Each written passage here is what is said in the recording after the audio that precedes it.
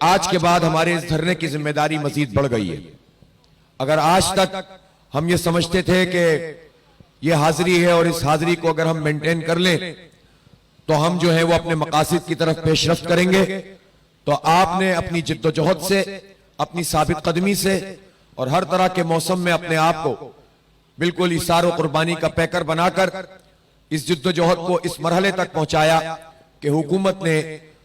آ کر یہاں پر آپ کے سامنے اس کا اظہار کیا کہ وہ چیزوں کو ریوزٹ کرنے کے لیے تیار ہیں۔ یہ آپ کی پہلی کامیابی ہے۔ لیکن ظاہر سی بات ہے کہ سیاسی عمل میں اس طرح کی بہت ساری چیزیں ہوتی ہیں،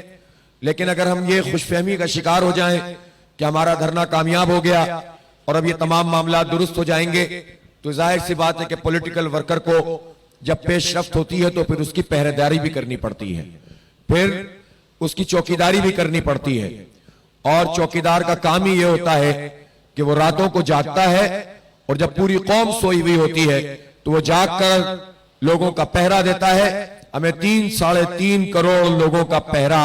اپنے اس دھرنے کے ذریعے سے دینا ہے انشاءاللہ تعالی۔ اب زیادہ آپ کی ذمہ داری بن گئی ہے۔ اب اگر ہم نے کوئی کمزوری دکھائی، اگر ہماری حاضری کم ہوئی، اگر ہم نئے افراد کو یہاں پر شرکت کروانے میں ناکام ہو گئے، اگر ہم نے اپنی جد و جہد کو کمزور کیا،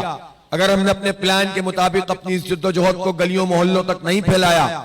اور ریلیوں کی صورت میں یہاں پر نہیں آئے، ہم نے جا کر لوگوں کو کنونس نہیں کیا، تو ظاہر سی بات ہے کہ اس کے نتیجے میں ہمارے جو لوگ ہوتے ہیں، جو ہمارے مخالفین ہوتے ہیں، وہ طرح طرح کا پروپیگنڈا بھی کرتے ہیں۔ تو ہمیں اس سب کے لیے